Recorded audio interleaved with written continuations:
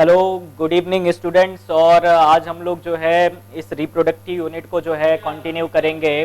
और इस reproductive unit में हम लोग जो है जनरली ह्यूमन रिप्रोडक्शन का टॉपिक कर रहे हैं। ये जो ह्यूमन रिप्रोडक्शन है, जिसे हम लोग जो है मानव में जनन, जनरली हम लोग ह्यूमन रिप्रोडक्शन में इसकी फिजियोलॉजी की बात कर रहे थे। तो हमने ये कहा था कि अगर मुझे ह्यूमन रिप्रोडक्शन समझना है, इसकी फिजियोलॉजी समझनी है, तो मुझे सबसे पहले क्या करना पड़ेगा, इसकी एनाटॉमी समझनी पड़ेगी। तो मैंने ये कहा है कि ये जो ह्यूमन रिप्रोडक्शन है, मानव जनन तंत्र है, ह्यूमन रिप्रोडक्टिव सिस्टम है। इस ह्यूमन रिप्रोडक्टिव सिस्टम में जो सबसे पहले हम लोग डिस्कस करेंगे, that is male reproductive system. जो सबसे पहला सिस्टम हम लोग डिस्कस करेंगे, इसे हमने क्या कहा है, मेल रिप्रोडक्टिव सिस्टम कहा है। और ये जो मेल रिप्रोडक्टिव सिस्टम है, अगर मैं इसकी बात करूं तो जिसे हम कहते हैं पुरुष जनन तंत्र, ये जो पुरुष जनन तंत्र है, that is male reproductive system, या फिर इसे हम लोग कुछ भी कह सकते हैं। इसे जनरली हम लोग ये कह सकते हैं कि जनरली नर जनन तंत्र या फिर पुरुष जनन तंत्र कह सकते हैं। तो मुझे एक बात समझ में आ जाती है कि अगर मैं मेल रिप्रोडक्टिव सिस्टम की बात करता हूं, तो मेल रिप्रोडक्टिव सिस्टम में टोटल जो है 4 पार्ट्स होंगे। मैं इस मेल रिप्रोडक्टिव सिस्टम को, पुरुष जनन तंत्र को, इसको मैं कितने पार्ट में डिवाइड कर सकता हूँ, 4 पार्ट में डिवाइड कर सकता हूँ। और जो सबसे पहला पार्ट होगा, जो सबसे पहली चीज मेल रिप्रोडक्टिव सिस्टम के अंदर आएगी, वो हम लोग देखेंगे कि एक पेयर क्या होगी, यहाँ पे टेस्टिस होगी। एक पेयर क्या होगी, टेस्टिस होगी। और एक पेयर जो टेस्टिस होगी, हम लोग हिंदी में कहते हैं वृषण। इसे हम लोग क्या कहते हैं, वृषण कहते हैं। तो मैंने बोला ये जो वृषण है, ये जो टेस्टिस है, इसकी संख्या 2 होगी, मतलब ये जोड़े में होते हैं, ये पेयर्ड स्ट्रक्चर है। मुझे पहली चीज समझ में आती है कि जो सबसे पहला पार्ट है मेल रिप्रोडक्टिव सिस्टम के अंदर, वो क्या है, एक पेयर टेस्टिस है। दूसरी चीज मैं ये कह रहा हूं, इसके साथ साथ कुछ यहाँ पे एसेसरी डक्ट्स होंगी, कुछ यहाँ पे एसेसरी डक्ट्स होंगी। तो मैं इस एसेसरी डक्ट्स की बात करूं तो मैं इन्हें कहूंगा सहायक नलिकाएं। सहायक नलिकाएं। तो ये जो सहायक नलिकाएं होंगी, इन सहायक नलिकाओं की अगर मैं बात करूं, एसेसरी डक्ट्स की बात करूं, तो ये दूसरा पार्ट बनाएंगे मेल रिप्रोडक्टिव सिस्टम का, सहायक नलिकाएं।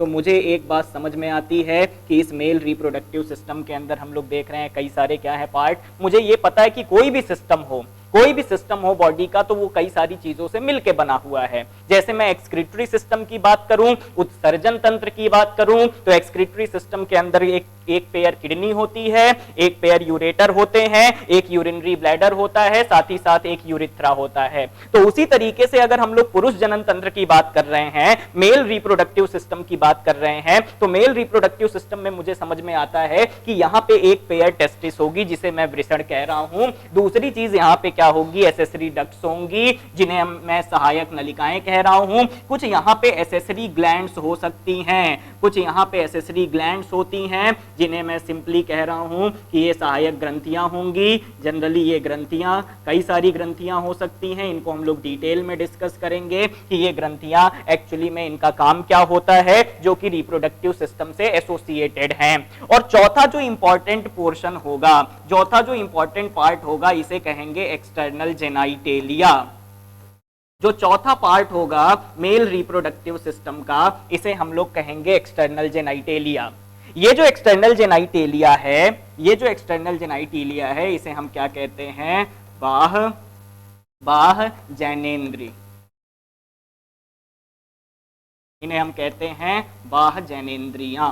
तो मुझे एक बात, बहुत जनेंद्रियां, ये जो बाह्य जनेंद्रियां हैं, इनकी अगर मैं बात करूं तो मुझे एक चीज समझ में आती है कि टोटल जो है मेरे पास 4 स्ट्रक्चर हैं, 4 संरचनाएं हैं, जो कि क्या बना रही हैं, मेल रिप्रोडक्टिव सिस्टम को बना रही हैं। पहला मैंने बोला है एक पेयर टेस्टिस होगी। ये जो टेस्टिस है, मैंने बोला है इनकी संख्या 2 होगी। ये पेयर्ड स्ट्रक्चर है, और खास बात ये है ये जोड़े में है। मैंने कहा है दूसरा पार्ट जो बनाएगा मेल रिप्रोडक्टिव सिस्टम का, वो एसेसरी डक्ट्स होंगे। होंगे, सहायक नलिकाएं होंगी। और तीसरा पार्ट जो बना रहा है ये कुछ ग्लैंड्स हैं, रिप्रोडक्टिव ग्लैंड्स हैं, जो कि हमारे रिप्रोडक्टिव सिस्टम से एसोसिएटेड हैं। इन्हें मैंने सिंपली अभी मैं इन ग्लैंड्स के बारे में पूरे डिटेल में डिस्कस करूंगा। Prostate gland, bulbo urethral gland और भी बहुत सारी ग्लैंड्स होती हैं जो कि मैं यहाँ पे डिस्कस करूंगा। और सबसे जो लास्ट पार्ट है, जो सबसे लास्ट पार्ट है मेल रिप्रोडक्टिव सिस्टम का, जिसे मैं कह रहा हूं एक्सटर्नल जेनाइटेलिया या फिर बाह्य जनेंद्रियां कह रहा हूं, ये बड़ा ही इंपॉर्टेंट पोर्शन है जो कि मैं बताऊंगा कि ये जनरली इजैकुलेशन ऑफ सीमेन में क्या करेगा, हेल्प करेगा। और ये एक जो है सबसे पहले जो है हम लोग इसमें टेस्टिस के बारे में स्टडी करेंगे, फिर हम लोग इससे रिलेटेड जो डक्ट्स हैं इनके बारे में स्टडी करेंगे, और फाइनली मैं ग्लैंड्स पढ़ाऊंगा, और ग्लैंड्स के बाद हम लोग एक्सटर्नल जेनाइटेलिया को डिस्कस करेंगे। तो मुझे एक बात समझ में आ जाती है कि reproductive system is made up of 4 parts. अब इसमें से जो सबसे पहला स्ट्रक्चर मैं स्टार्ट करने जा रहा हूं डिटेल में, सबसे पहले हम लोग इसमें पढ़ेंगे टेस्टिस को। तो टेस्टिस को हम समझते हैं। तो मैं टेस्टिस की अगर बात करूं तो मुझे पता है कि हम मेल रिप्रोडक्टिव सिस्टम पढ़ रहे हैं, तो मुझे ये पता होना चाहिए एक पेयर टेस्टिस होती है। ये टेस्टिस जोड़े में होती है, जिसे मैंने क्या कहा है, वृषण कहा है, जिसे हमने क्या कहा है, वृषण कहा है। ये जो टेस्टिस है ये एक पेयर है, तो इसको प्लूरल में मैं टेस्टीज भी कह सकता हूं। और ये जो टेस्टिस है इसकी खास बात मैं बता दूं कि इसका जो शेप होता है, इसकी जो नॉर्मल शेप होती है, इसके आकार की अगर मैं बात करूं तो मुझे समझ में आएगा कि इसका शेप कैसा है, ओवल है। ओवल शेप की टेस्टिस होती है, अंडाकार होती है। तो मुझे ये बात क्लियर है कि जनरली ये टेस्टिस कैसी होगी, ओवल शेप की होगी।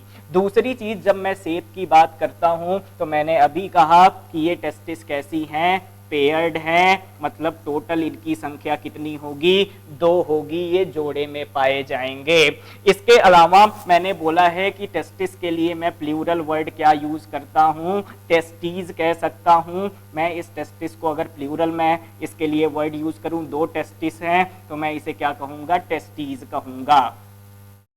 अब तीसरी बात जो मुझे समझनी है कि अगर मैं शेप की बात कर रहा हूं, अगर मैं इनके नंबर की बात कर रहा हूं, तो मुझे यह भी पता होना चाहिए कि इनका साइज क्या है।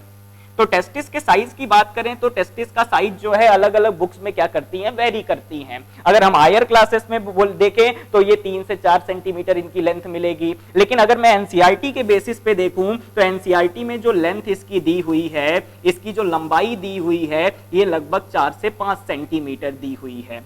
दूसरी चीज मैंने ये कहा है कि अगर मैं विड्थ की बात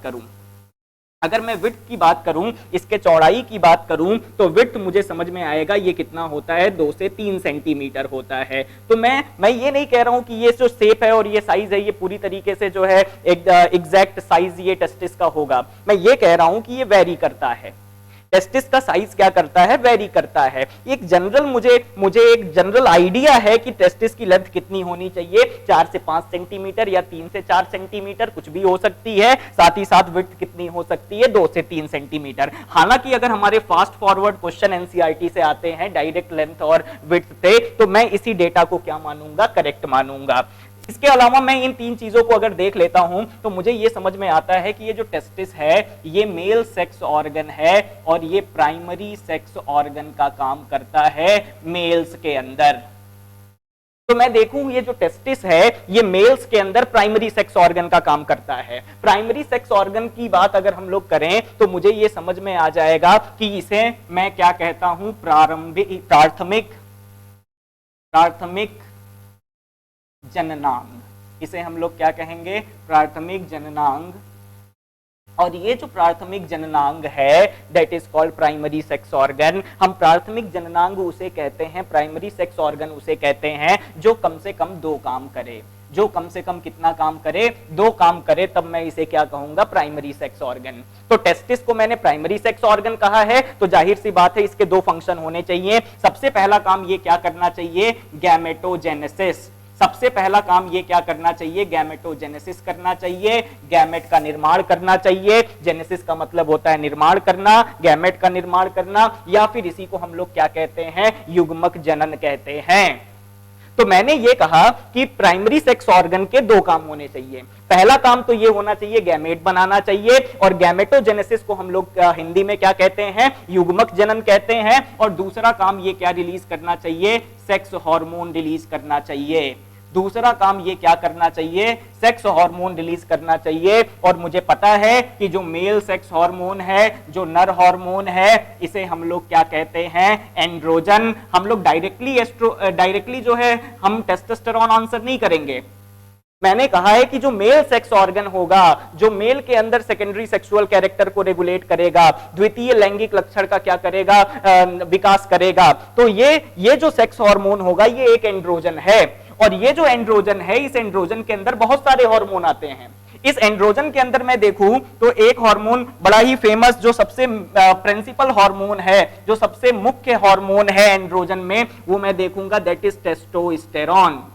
टेस्टोस्टेरॉन। हालांकि कई तरीके के क्या हो सकते हैं, एंड्रोजन हो सकते हैं। मैं इस टॉपिक को ज्यादा कॉम्प्लिकेट नहीं करना चाह रहा हूं। मैंने ये कहा कि कई तरीके के एंड्रोजन हो सकते हैं। एग्जाम्पल में मैं बात करूं, DHEA, डिहाइड्रोएपी एंड्रोस्टेरॉन, ये एक टाइप का क्या है, एंड्रोजन है। मैं एंड्रोस्टेरॉन की बात करूं, ये भी क्या है, एक टाइप का एंड्रोजन है। मैंने बोला टेस्टोस्टेरॉन भी एक टाइप का क्या है, एंड्रोजन है। तो एंड्रोजन में जो सबसे मुख्य एंड्रोजन है वो कौन सा है, टेस्टोस्टेरॉन है। ये बात मुझे समझ में आ जाती है। तो मैंने ये कहा कि प्राइमरी सेक्स ऑर्गन में उन्हें कहूंगा जो दो काम करेंगे। पहला काम वो गैमेटोजेनेसिस करेंगे, जिसे मैं क्या कहूंगा, युग्मक जनन कहूंगा। और मुझे पता है कि जो मेल गैमेट होता है इसे हम क्या कहते हैं, स्पर्मेटोजोआ। जो मेल गैमेट होता है इसे हम क्या कहते हैं, स्पर्मेटोजोआ कहते हैं। और ये जो स्पर्मेटोजोआ है, हिंदी में हम इसे क्या कहते हैं, शुक्राणु कहते हैं। इसे हम क्या कहते हैं, शुक्राणु कहते हैं।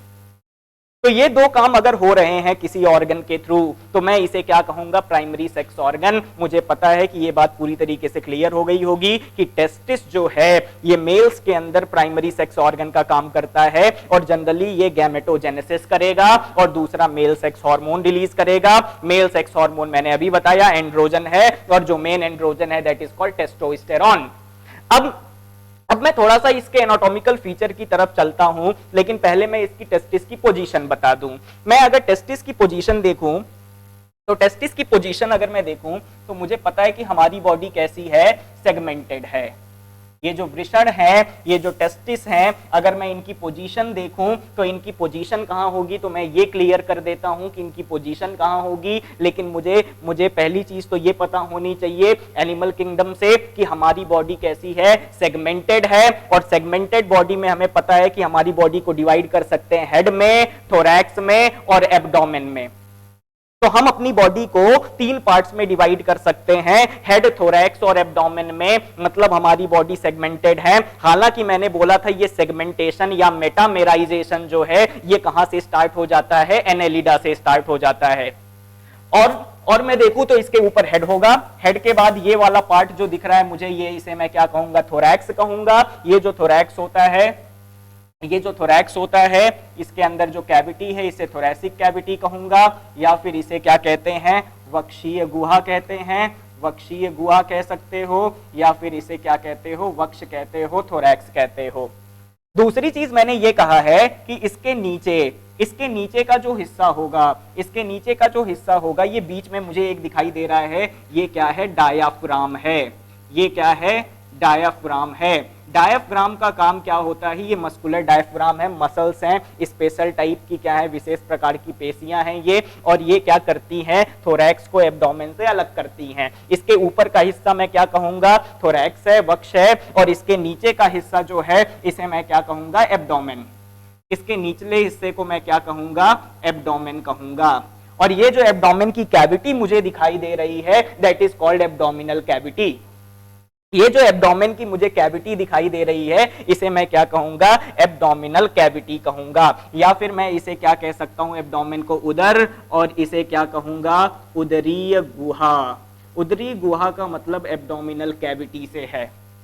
तो मैंने ये कहा कि जनरली मुझे ये बात समझ में आ जाती है कि जनरली हमारी बॉडी सेगमेंटेड है, तो हमारा जो ये डायफ्राम है ये हमारे थोरैक्स और एब्डोमेन को क्या करता है, अलग करता है। इस पर्टिकुलर डायफ्राम के नीचे का पार्ट क्या है, एब्डोमेन है, जिसे मैं एब्डोमिनल कैविटी या उदरी गुहा कह रहा हूं। दूसरा मैंने बोला है इसके ऊपर का हिस्सा क्या है, थोरैक्स है, जिसे मैं वक्षीय गुहा कह रहा हूं।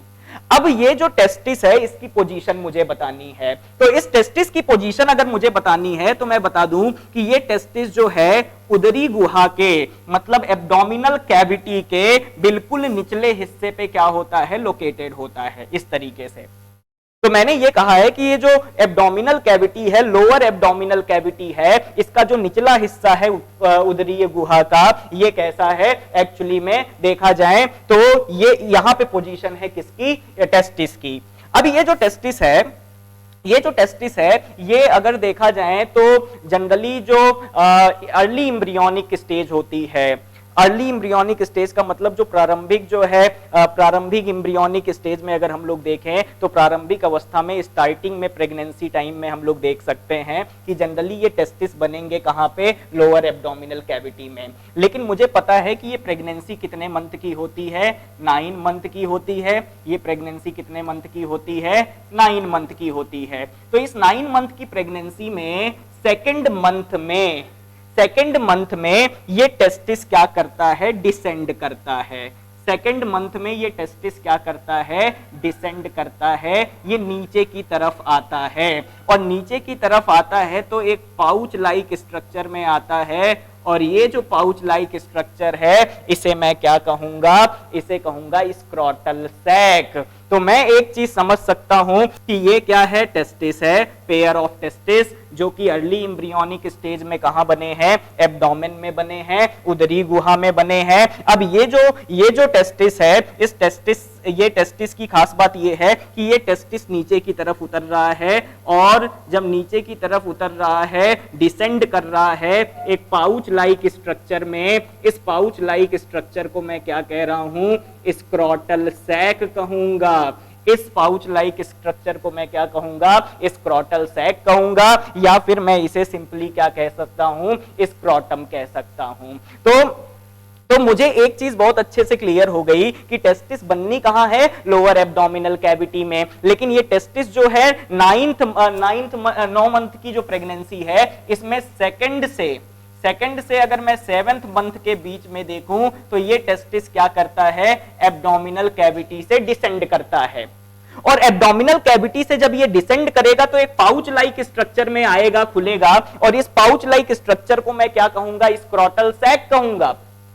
ठीक है, तो इसे मैंने क्या कहा है, स्क्रोटल सैक कहा है। अब ये जो स्क्रोटल सैक है, इसके अंदर टेस्टिस इस तरीके से क्या होगा, लोकेटेड होगा। मुझे ये डायग्राम थोड़ा सा और क्लियर करता हूं, मैं इसे एक बार रफ करता हूं, और इसकी फिर से मैं एक बार इसको चीजों को कॉम्प्लिकेट ज्यादा नहीं करूंगा। मुझे ये पता है कि ये टेस्टिस लोकेटेड कहां पे है, लोअर एब्डोमिनल कैविटी में लोकेटेड है। तो मैं सीधा मैं ये क्या कर रहा हूं, ये पार्ट मैंने क्या बनाया, थोरैक्स बनाया। ये क्या है, हमारा डायफ्राम है। इधर वाला हिस्सा मैंने क्या कहा, एब्डोमेन है। इस लोअर एब्डोमिनल कैविटी में क्या बनता है, टेस्टिस बनता है। लेकिन मुझे पता है कि 2nd और 7th मंथ के बीच में, प्रेगनेंसी के 7th मंथ और 2nd मंथ के बीच में अगर हम लोग देखें तो ऐसे केस में ये टेस्टिस एब्डोमिनल कैविटी से बाहर आता है। ये टेस्टिस जब एब्डोमिनल कैविटी से बाहर आता है तो ऐसे केस में एक पाउच लाइक स्ट्रक्चर में खुलता है, और ये जो पाउच लाइक स्ट्रक्चर है इसे क्या कहते हैं, स्क्रोटम कहते हैं, या फिर इसी को क्या कहते हैं,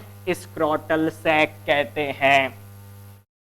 ठीक है, तो मुझे ये बात क्लियर हो गई। तो ये टेस्टिस कहां आ चुका है, मैं इस टेस्टिस को डिफरेंट कलर से दिखा रहा हूं। ये जो टेस्टिस है ये पहुंच चुका है कहां पे, स्क्रोटल सैक में, इस तरीके से। और ये टेस्टिस स्क्रोटल सैक में पहुंचा है तो ये टेस्टिस जो है स्क्रोटल सैक से अटैच होगा। ये टेस्टिस स्क्रोटल सैक से अटैच होगा कुछ इस तरीके से। और ये कुछ लिगामेंटस कनेक्टिव टिश्यू हैं जो कि टेस्टिस को किससे जोड़ के रख रहे हैं, स्क्रोटल सैक से जोड़ के रख रहे हैं। ये जो टेस्टिस है, ये जो वृषण है, मैंने इसे क्या कहा है, ये क्या है, वृषण है, जिसे मैं क्या कह रहा हूँ, टेस्टिस। ये टेस्टिस बनी कहाँ थी, ये बनी थी कहाँ पे, लोअर एब्डोमिनल कैविटी में। ये जो मुझे उदरीय गुहा दिख रही है, दैट इज उदरीय गुहा, इसे हमने क्या कहा है, एब्डोमिनल कैविटी कहा है। इस एब्डोमिनल कैविटी के निचले हिस्से पे, इस एब्डोमिनल कैविटी के निचले हिस्से पे क्या बनी, टेस्टिस। लेकिन ये टेस्टिस जो है नीचे की तरफ उतर गई है एक सैक लाइक स्ट्रक्चर में आके। इस सैक लाइक स्ट्रक्चर को मैंने स्क्रोटल सैक कहा है। अब ये जो स्क्रोटल सैक है, इससे ये टेस्टिस क्या है, अटैच है। तो स्क्रोटल सैक से अगर ये टेस्टिस अटैच है तो यहाँ पे कुछ फाइबर्स मुझे दिखाई दे रहे हैं, यहाँ पे मुझे कुछ फाइबर्स दिखाई दे रहे हैं। और ये जो फाइबर्स हैं, इन फाइबर्स को मैं बोलूंगा ये एक कनेक्टिव टिश्यू है, ये एक लिगामेंटस कनेक्टिव टिश्यू है, ये एक लिगामेंटस संयोजी ऊतक हैं, कनेक्टिव टिश्यू हैं। और ये जो लिगामेंटस कनेक्टिव टिश्यू हैं, इन्हें मैं नाम दूंगा गुबरनैकुलम। इन्हें मैं क्या नाम दूंगा, इन्हें मैं बोलूंगा गुबरनैकुलम, गुबरनैकुलम। तो मैंने बोला ये टेस्टिस जो है स्क्रोटम सैक की वॉल से क्या है, अटैच है। ये टेस्टिस जो है स्क्रोटल सैक की वॉल से अटैच है कुछ लिगामेंटस कनेक्टिव टिश्यू की मदद से। और इस लिगामेंटस कनेक्टिव टिश्यू, इस संयोजी ऊतक को हमने नाम दिया है क्या, इस संयोजी ऊतक को हमने नाम दिया है गुबरनैकुलम। तो ये बात हमें क्लियर हो जाती है। दूसरी चीज ये है कि ये जब टेस्टिस डिसेंड करके आ रहा है, पहले ये कहां था, टेस्टिस एब्डोमिनल कैविटी में था, इस तरीके से ये डिसेंड किया तो रास्ते बीच में एक रास्ता बन गया। जब ये टेस्टिस डिसेंड किया, जब ये टेस्टिस उतर के इस स्क्रोटल सैक में आया, इस स्क्रोटल सैक में आया तो बीच में एक रास्ता बन गया, एक पाथ कार्व हो गया। और ये जो रास्ता है इसे मैं क्या कहता हूं, इंग्विनल कैनाल। इस रास्ते को मैं क्या कहूंगा, इंग्विनल कैनाल कहूंगा, या फिर इसी को कहते हैं वक्षण नलिका। इसी को मैं क्या कह सकता हूं, वक्षण नलिका कह सकता हूं। तो मुझे एक चीज बहुत समझ में आ गई बहुत अच्छी तरीके से, क्योंकि कोई एक बल्ब है, इस बल्ब को मैं नीचे की तरफ अगर खींचूं तो बीच में कुछ वायर होंगे, और ये जो वायर होंगे यहाँ पे कुछ इस तरीके से कुछ वायर्स होंगे, इस तरीके से यहाँ पे भी क्या होंगे, वायर होंगे। और ये जो वायर्स होंगे, इन वायर्स को मैं क्या कहूंगा, स्पर्मैथिक कॉर्ड। इसे मैं क्या कहूंगा, स्पर्मैथिक कॉर्ड कहूंगा। तो मुझे एक चीज बहुत अच्छे से क्लियर समझ में आ रही है कि ये टेस्टिस जब डिसेंड कर रहा है 7th month of the pregnancy में, तो ऐसे केस में एक रास्ता बन रहा है, और इस रास्ते को मैंने क्या कहा है, इंग्विनल कैनाल कहा है, या फिर इसी को क्या कहते हैं, वक्षण नलिका कहते हैं। दूसरी चीज मैंने ये कहा है कि जब भी ये टेस्टिस आएगा तो अपने साथ कुछ कनेक्टिव टिश्यू को लेके आएगा। मैंने बोला एक बल्ब को मैं खींच रहा हूं नीचे की तरफ, एब्डोमिनल कैविटी से स्क्रोटल पाउच की तरफ, तो बीच में कुछ क्या आएंगे, वायर आएंगे। और ये जो वायर से, इन्हें मैंने क्या कहा, स्पर्मेटिक कॉर्ड कहा है। इस स्पर्मेटिक कॉर्ड के अंदर कुछ भी हो सकता है। इस स्पर्मेटिक कॉर्ड के अंदर क्या क्या चीजें हो सकती हैं, जैसे अगर मैं बात करूं तो यहां पे वृषण धमनी हो सकती है, टेस्टिकुलर आर्टरी हो सकती है, वृषण सिरा हो सकता है, जिसे हम लोग क्या कहते हैं, टेस्टिकुलर वेन कहते हैं। और बड़ी ही इंपॉर्टेंट मसल यहां पे आएगी, बड़ी इंपॉर्टेंट पेशियां होंगी, जिसे हम लोग क्या कहेंगे, क्रीमास्टर मसल कहेंगे। एक बड़ी ही इंपॉर्टेंट जो है मसल्स भी इनके इस स्पर्मेटिक कॉर्ड में होगी, जिसे हम क्या कहेंगे, क्रीमास्टर मसल कहेंगे। तो मुझे एक चीज समझ में आ गई कि जनरली ये जो स्पर्मेटिक कॉर्ड होगा, इस स्पर्मेटिक कॉर्ड के अंदर बहुत सारी टेस्टिकुलर क्या होंगी, आर्टरी होंगी, टेस्टिकुलर क्या होंगी, वेन्स होंगी। साथ ही साथ मैंने बोला है एक बड़ी ही इंपॉर्टेंट मसल होगी, इस इंपॉर्टेंट मसल को हमने क्या कहा है, क्रीमास्टर मसल कहा है। तो हमें लगता है ये बात क्लियर हो गई होगी कि जब 7th मंथ में ये टेस्टिस क्या करेगा, एब्डोमिनल कैविटी से बाहर आएगा स्क्रोटल पाउच में, इस स्क्रोटम में, और स्क्रोटम में जैसे ही ये बाहर आएगा तो मुझे ये बहुत अच्छे से पता है कि बीच में एक रास्ता बनेगा। इस रास्ता को हमने क्या कहा है, वक्षण नलिका, या फिर इसको इंग्विनल कैनाल कहा है। और साथ ही साथ इस रास्ते में बहुत सारी क्या होंगी, आर्टरी होंगी, जिन्हें मैं टेस्टिकुलर आर्टरी कह रहा हूं, टेस्टिकुलर आर्टरी हैं, और जिन्हें हमने क्या कहा है, धमनी। और टेस्टिकुलर क्या है, वेन्स हैं, जिन्हें मैंने क्या कहा है, सिरा कहा है। और बड़ी ही इंपॉर्टेंट मैंने कहा है कि एक मसल भी इसमें है जिसे मैं क्या कहूंगा, क्रीमास्टर मसल कहूंगा। अब जो दूसरा क्वेश्चन मैं पुटअप करने जा रहा हूं, जो दूसरा क्वेश्चन मैं आपसे पूछने जा रहा हूं, तो ये है कि ये टेस्टिस एब्डोमिनल कैविटी से स्क्रोटल सैप में आता है, मतलब ये एब्डोमिनल कैविटी से बाहर आता है। कहने का मतलब जो उदरीय गुहा है, इस उदरीय गुहा से बाहर आ रहा है, तो मतलब ये जो टेस्टिस है, मैं इसे क्या कह सकता हूं कि ये टेस्टिस कैसा है, एक्स्ट्रा एब्डोमिनल है।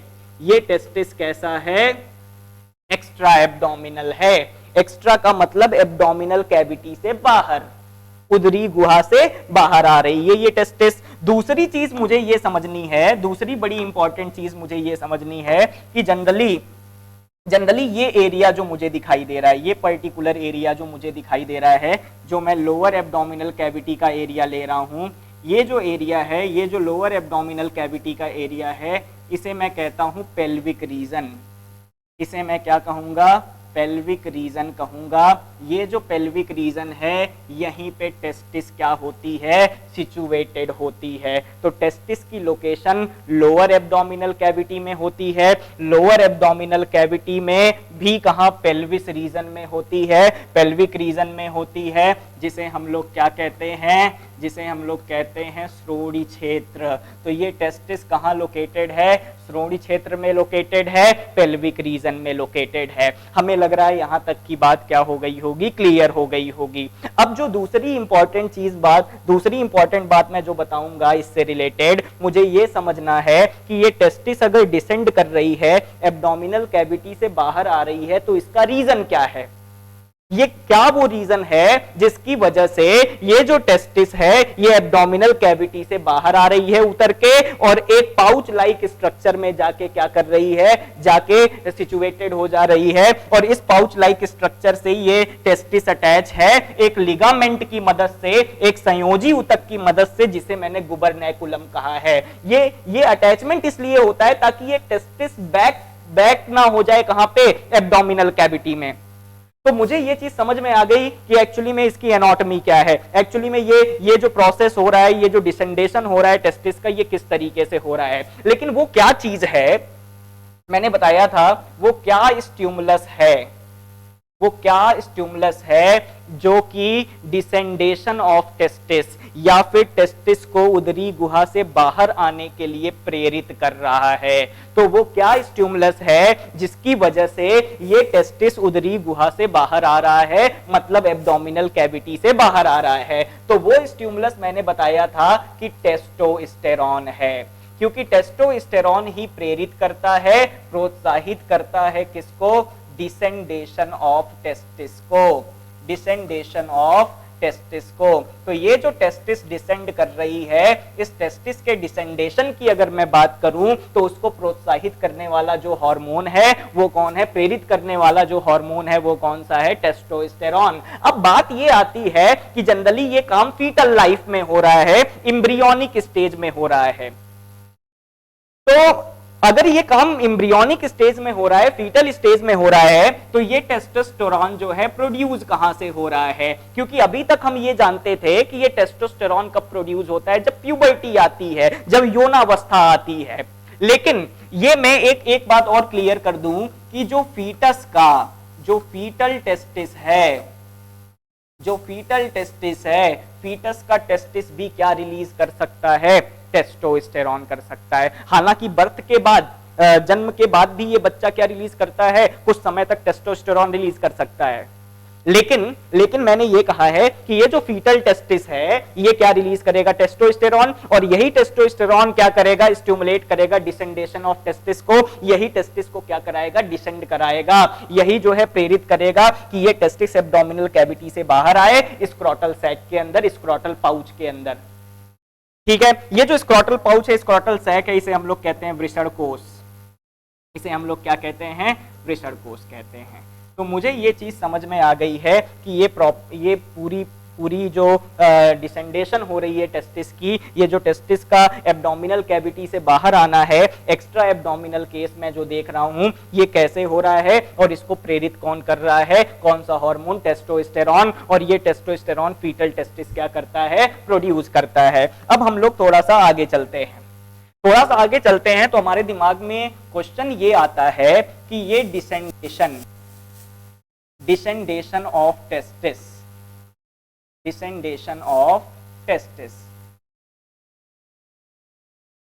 वाई, क्यों ये टेस्टिस डिसेंड करके जो उदरीय गुहा है उससे बाहर की तरफ आ रहा है, एब्डोमिनल कैविटी से बाहर आ रहा है। ये क्या रीजन है इसका कि ये डिसेंडेशन हो रहा है टेस्टिस का? तो इसका एक सिंपल सा रीजन मैं बता रहा हूं कि इफेक्टिव स्पर्मेटोजेनेसिस के लिए, बहुत ध्यान से समझना, इफेक्टिव स्पर्मेटोजेनेसिस की मैं बात करूं तो स्पर्मेटोजेनेसिस का मतलब होता है शुक्राणु जनन। तो शुक्राणु जनन की अगर मैं बात करूं तो मुझे ये चीज बहुत अच्छे से क्लियर है कि ये जो स्पर्मेटोजेनेसिस है, शुक्राणु के निर्माण के लिए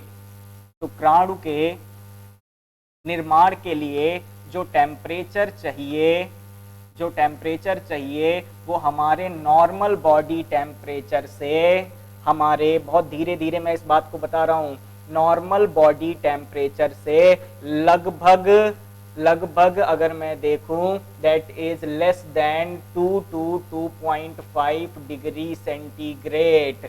तो मैंने ये कहा है कि अगर मुझे शुक्राणु के निर्माण की बात करूं, अगर मैं स्पर्मेटोजेनेसिस की बात करूं, तो स्पर्मेटोजेनेसिस के लिए जो हमें टेम्परेचर चाहिए वो टेम्परेचर नॉर्मल बॉडी टेम्परेचर से कितना कम चाहिए, 2 से 2.5 डिग्री कम चाहिए।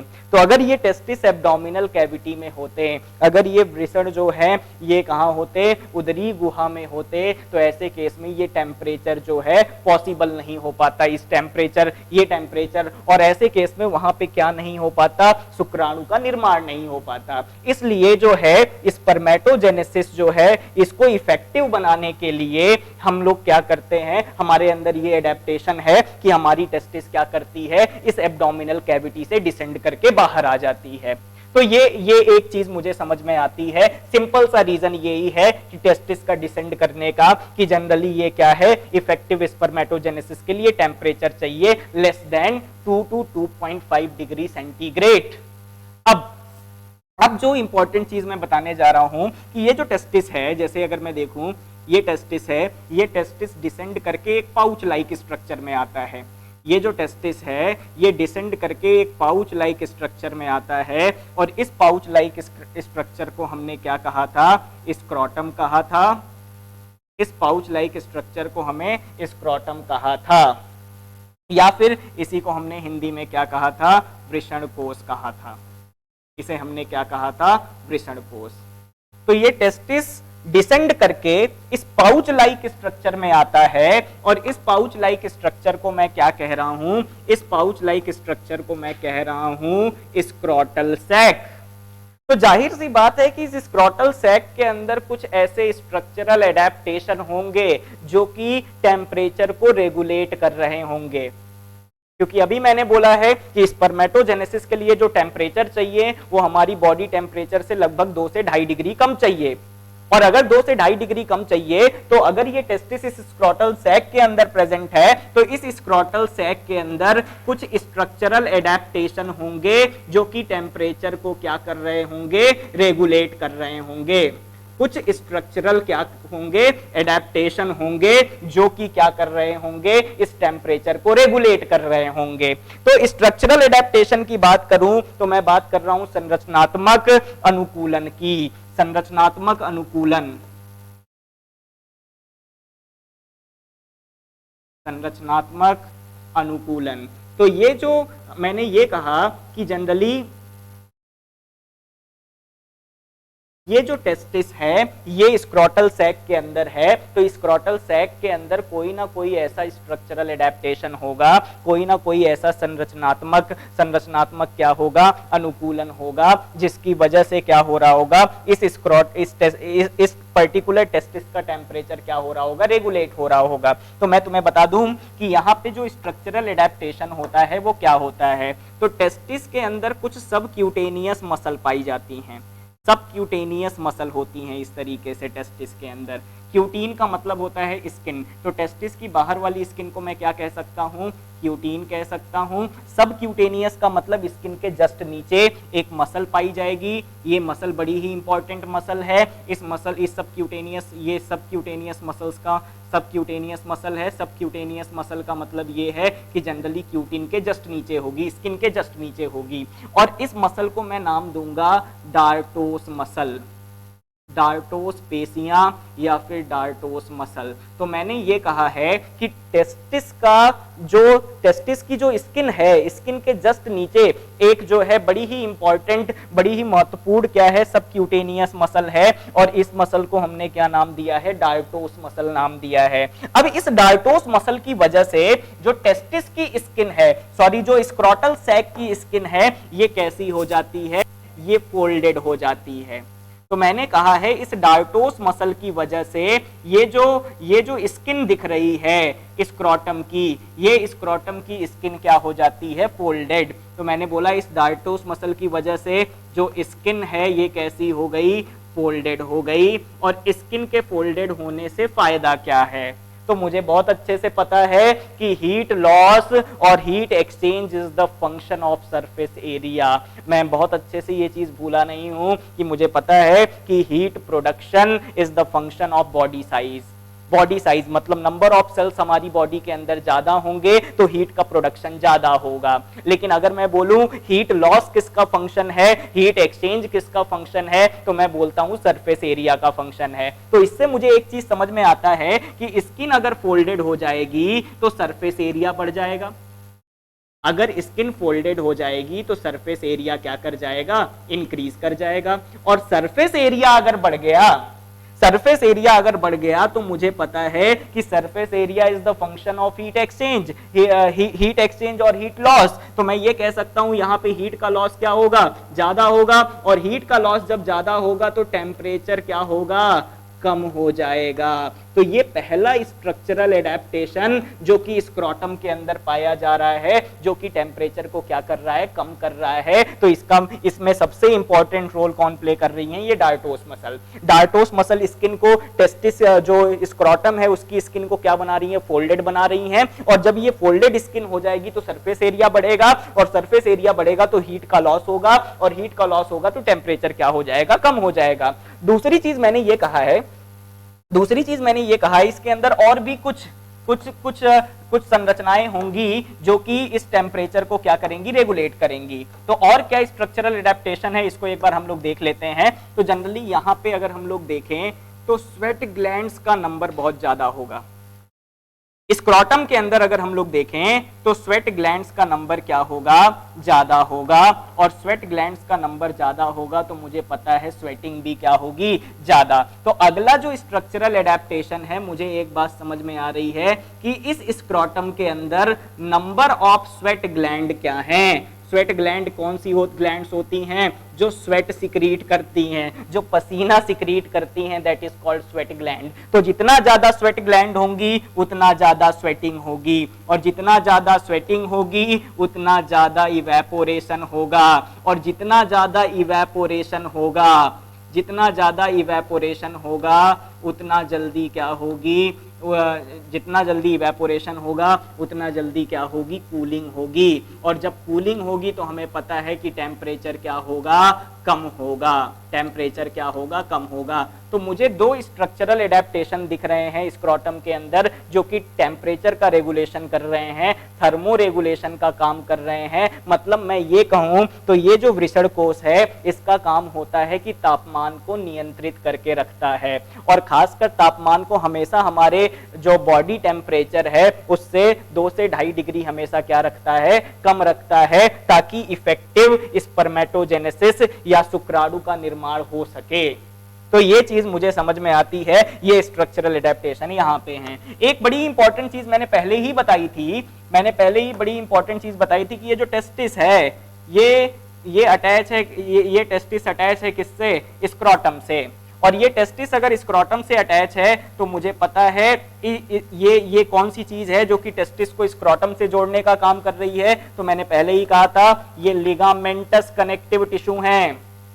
ये कैसे हैं? लिगामेंटस कनेक्टिव टिश्यू हैं। ये लिगामेंटस संयोजी ऊतक हैं। और लिगामेंटस संयोजी ऊतक, या फिर मैं बात करूं कि ये जो लिगामेंटस कनेक्टिव टिश्यू हैं, इनको मैंने क्या कहा था? गुबरनैकुलम। इसे मैंने कहा था गुबरनैकुलम कहा था। यहां तक की बात मुझे क्लियर हो जाती है। तो ये बड़ा ही इंपॉर्टेंट और पिक्यूलियर फीचर मुझे समझ में आ रहा है कि जनरली ये जो स्क्रोटम है ये किस तरीके से थर्मो रेगुलेशन कर रहा है और हमारे बॉडी टेम्परेचर को रेगुलेट कर रहा है। और खासकर ये रेगुलेशन इसलिए भी जरूरी है ताकि इफेक्टिव स्पर्मेटोजेनेसिस क्या हो सके, इफेक्टिव स्पर्मेटोजेनेसिस हो सके। तो ये स्ट्रक्चरल एडेप्टेशन के बाद, इस स्ट्रक्चरल एडेप्टेशन के बाद जो है अगर हम लोग देखें तो अब मैं इस टेस्टिस के स्ट्रक्चर को समझूंगा।